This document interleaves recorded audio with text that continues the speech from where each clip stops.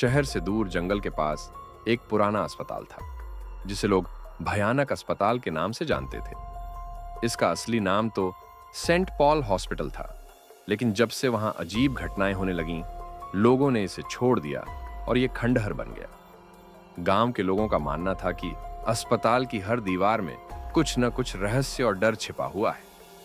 कहते हैं कि यह अस्पताल कई वर्षों पहले खोला गया था और आसपास के सभी गांवों के लोग यहां इलाज के लिए आया करते थे। एक बार एक अजीब बीमारी फैली जिसने कई लोगों की जान ले ली। उस बीमारी का कोई इलाज नहीं था और धीरे धीरे पूरे अस्पताल में मौत का सन्नाटा छा गया। उस दौरान कई मरीजों और नर्सों की रहस्यमयी मौतें हुईं, जिनका कारण आज तक कोई नहीं जान पाया। लोगों का मानना था कि मरने के बाद उन मरीजों की आत्माएं अस्पताल में भटकती रहती हैं और किसी को चैन से नहीं रहने देती। ये कहानी शुरू होती है एक युवा डॉक्टर से, जिसका नाम था अजय। अजय को नए नए अस्पतालों में काम करने का शौक था और उसे इस बात का विश्वास था कि भूत प्रेत जैसी चीजें बस एक भ्रम होती हैं। एक दिन उसने सुना कि उस पुराने अस्पताल को फिर से खोलने का विचार किया जा रहा है, ताकि इसे एक रिसर्च सेंटर के रूप में उपयोग में लाया जा सके। अजय ने तुरंत वहां काम करने के लिए अपनी सहमति दे दी। अजय के साथ कुछ और डॉक्टर्स और नर्सों की टीम भी उस अस्पताल में काम करने के लिए तैयार हुई। अस्पताल को साफ सफाई और आवश्यक बदलावों के बाद फिर से खोला गया, लेकिन इस सब के बावजूद जैसे ही उन्होंने अपने काम की शुरुआत की, अजीब घटनाएं घटने लगीं। पहली रात को ही अजय ने एक अजीब घटना का सामना किया। रात के समय जब वह अपने केबिन में काम कर रहा था, तभी उसने अस्पताल के खाली गलियारों से किसी के चलने की आवाज सुनी। उसने सोचा कि शायद यह किसी और डॉक्टर या नर्स की आवाज होगी, लेकिन जब वह गलियारे में गया तो वहां कोई नहीं था। उसे लगा कि यह उसकी आंखों का धोखा है, इसीलिए वह वापस अपने केबिन में चला गया। कुछ समय बाद जब वह फिर से उस आवाज को अनसुना करने लगा, तभी एक महिला की दर्द भरी चीख उसके कानों में गूंजने लगी। यह चीख इतनी भयावह थी कि उसकी रूह कांप गई। उसने दौड़ते हुए अपनी साथी डॉक्टर प्रिया को बताया, जो उसके साथ उस अस्पताल में थी। लेकिन प्रिया ने कुछ भी नहीं सुना था और उसे लगा कि अजय सिर्फ डरा हुआ। अगली रात को अजय ने एक और डरावनी चीज देखी।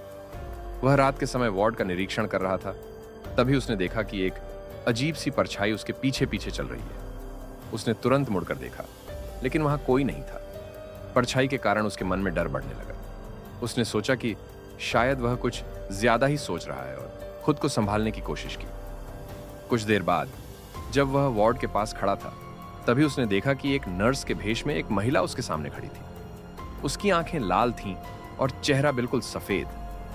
अजय ने उससे पूछा, तुम कौन हो? लेकिन उस महिला ने कुछ नहीं कहा, बल्कि उसकी ओर धीरे धीरे बढ़ने लगी। अजय ने घबराकर वहां से भागने की कोशिश की, लेकिन उसके पैर मानो जम से गए थे। वह चीखना चाह रहा था, लेकिन उसके गले से कोई आवाज नहीं निकल रही थी। अजय ने यह बात अपने बाकी साथियों को बताई, लेकिन किसी ने उसकी बात पर यकीन नहीं किया। सबने सोचा कि यह उसका भ्रम है या शायद वह थकान के कारण ऐसे महसूस कर रहा है। लेकिन जब प्रिया ने भी ऐसी ही अजीब घटनाएं देखीं, तो सबके मन में भय समा गया। प्रिया को एक रात लगा कि कोई उसके कमरे के बाहर खड़ा है। उसने दरवाजा खोला तो उसने देखा कि एक आदमी दीवार के पास खड़ा है, जो धीरे धीरे उसकी ओर बढ़ रहा था।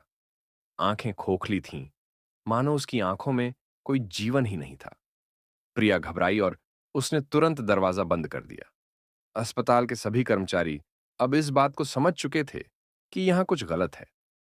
अस्पताल के कर्मचारियों ने इस डर से छुटकारा पाने के लिए एक तांत्रिक को बुलाने का फैसला किया। तांत्रिक ने अस्पताल के हर कमरे का निरीक्षण किया और कहा, यहां पर कई आत्माएं हैं जो शांति नहीं पा सकी हैं। इन्हें इस अस्पताल में बंद कर दिया गया है और जब तक इन्हें मुक्ति नहीं मिलेगी, यह अस्पताल इसी तरह भय का घर बना रहेगा। तांत्रिक ने सुझाव दिया कि एक अनुष्ठान किया जाए ताकि उन आत्माओं को शांति मिले। उन्होंने रात को एक बड़ा अनुष्ठान किया, जिसमें सभी कर्मचारी भी शामिल हुए। तांत्रिक ने मंत्रोच्चार शुरू किया और तभी एक चीख गूंज उठी, मानो कोई आत्मा तड़प रही हो। उस चीख ने हर किसी के दिल में खौफ भर दिया। तांत्रिक के मंत्रों का असर धीरे धीरे दिखने लगा। उस रात के बाद अस्पताल में होने वाली घटनाएं कम हो गईं